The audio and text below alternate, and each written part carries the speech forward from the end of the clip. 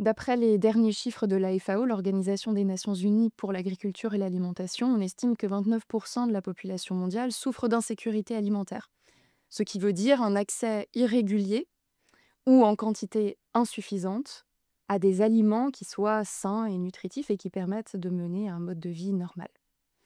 Dans ces 29%, une partie de la population est confrontée à des incertitudes de se nourrir correctement du jour pour le lendemain, doit se restreindre sur la quantité ou sur la qualité des aliments consommés, voire peut souffrir d'insécurité alimentaire grave ou sévère, dans le sens où ce sont des personnes qui sont contraintes de sauter des repas et de se priver d'alimentation pendant un ou plusieurs jours. Et cela concerne 11% de la population mondiale. Les interactions entre l'insécurité alimentaire et la stabilité géopolitique des pays sont assez complexes à établir. Néanmoins, on sait que l'augmentation de l'insécurité géopolitique dans un pays, l'augmentation des conflits, augmente le risque d'insécurité alimentaire. Par ailleurs, lorsqu'on est en situation de tension sur les ressources alimentaires, par des aléas climatiques, sanitaires, par le changement climatique également, eh bien cela peut conduire à une augmentation des tensions et donc des risques de conflit dans un pays. On peut également mentionner le fait que lorsqu'un pays est en situation de pénurie alimentaire, il est plus sensible à des risques d'ingérence de puissances extérieures. Et l'histoire a montré que certains pays pouvaient se servir de leur puissance exportatrice.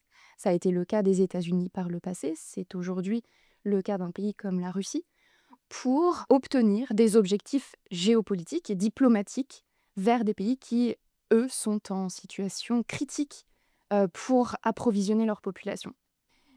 Et puis enfin, les pénuries alimentaires peuvent compromettre l'avenir d'un pays, dans le sens où des populations qui sont soumises à la faim et à des pénuries, eh bien, peuvent être plus fragiles à l'âge adulte, ce qu'ont connu les États-Unis lors de la Seconde Guerre mondiale, ou au cours de la Grande Dépression. Des millions de jeunes enfants avaient été soumis à des pénuries.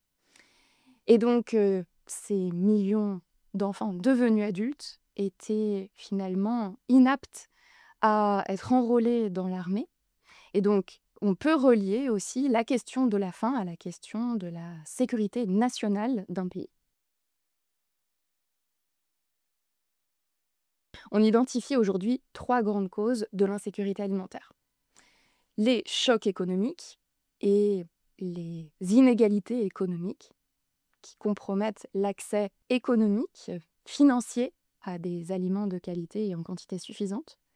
Ce sont également les conflits et l'insécurité qui règnent dans certaines zones du monde. Et puis ce sont les aléas climatiques et les aléas sanitaires qui entraînent des déplacements de populations, souvent des populations rurales, des populations qui ont une activité agricole et dont cette activité donc est compromise par les aléas. La question démographique est majeure lorsqu'on parle d'insécurité alimentaire, dans le sens où la démographie est un moteur de la demande alimentaire. Néanmoins, l'insécurité alimentaire n'est pas un simple enjeu démographique. Au cours des dernières décennies, nos capacités productives ont d'ailleurs dépassé la croissance de la population mondiale. Donc ce n'est pas une question de disponibilité, mais plus de répartition de ces disponibilités et de l'accès des populations à ces ressources alimentaires. Donc, d'après les projections des Nations Unies, en 2050, nous serions autour de 9,6 milliards d'habitants, contre 8 milliards aujourd'hui. La question est de savoir où seront situées ces populations en croissance, et elles seront principalement situées en Afrique subsaharienne, en Asie centrale et en Asie du Sud. Donc, cela va entraîner un changement dans la répartition de la demande en produits agricoles et alimentaires. Par ailleurs, dans les prochaines décennies, la population mondiale sera plus urbaine et on va observer aussi une croissance de la classe moyenne avec un accroissement des revenus pour une partie de la population.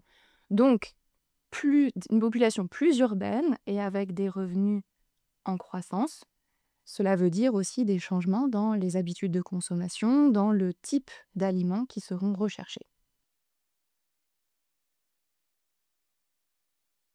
Alors à l'horizon 2050, si l'on prolonge les tendances qui sont à l'œuvre actuellement, en termes de croissance démographique, en termes de changement climatique également, eh bien, on peut prévoir un risque de hausse des prix agricoles avec des tensions sur les ressources, hein, puisque nous serions plus nombreux, mais avec le changement climatique et la baisse des disponibilités en terre, l'incertitude sur les rendements agricoles, les prix agricoles pourraient être renchéris. Cela, ajouté aux inégalités économiques, entraînerait une aggravation de l'insécurité alimentaire et il est raisonnable d'estimer qu'un tiers de la population mondiale pourrait se trouver en situation d'insécurité alimentaire si les dynamiques à l'œuvre actuellement se prolongent.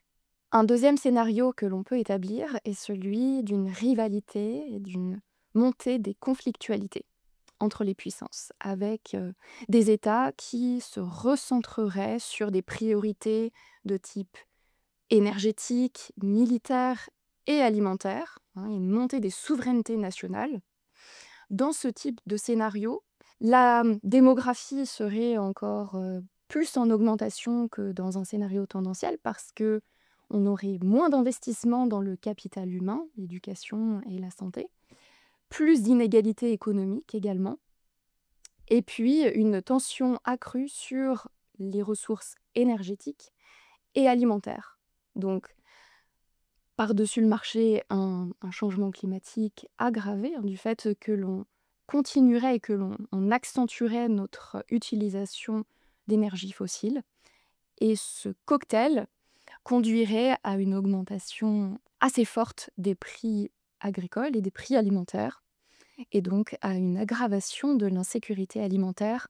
On peut estimer qu'autour de 40% de la population mondiale pourrait souffrir d'insécurité alimentaire à l'horizon 2050 dans ce type de scénario. Le troisième scénario que nous proposons, c'est celui d'un scénario dit de transition globale vers un modèle de développement durable, donc à l'échelle internationale, et sous couvert d'avoir des institutions internationales qui permettent d'accompagner, de coordonner ce développement dans l'ensemble des pays. C'est un scénario, pour ainsi dire, assez utopiste. Dans ce type de scénario, les États investiraient massivement dans le capital humain, dans les domaines de la santé et de l'éducation, et permettraient de réaliser une transition démographique assez rapide, tout en accompagnant également une réduction des inégalités économiques et un changement des modes de consommation alimentaire vers des régimes qui soient sains et durables et adaptés aux spécificités régionales. Dans ce type de scénario, l'utilisation des ressources épuisables, non renouvelables, serait diminuée, ce qui bénéficierait à l'évolution du changement climatique et permettrait également de diminuer les tensions géopolitiques et donc les conflits. Tout ceci permettrait de ralentir la progression des prix agricoles, de diminuer l'insécurité alimentaire, et donc on peut estimer que dans ce type de scénario, la population mondiale qui souffrirait d'insécurité alimentaire serait en dessous des 15%. Le quatrième scénario que nous étudions, c'est celui d'un libéralisme vert sous haute technologie. Dans ce scénario, les inégalités, les disparités entre pays seraient assez fortes, avec certains pays qui miseraient sur la transition verte, donc basée sur des investissements assez forts en matière de technologie pour accompagner cette transition, et d'autres pays qui, eux, continueraient à utiliser des ressources fossiles.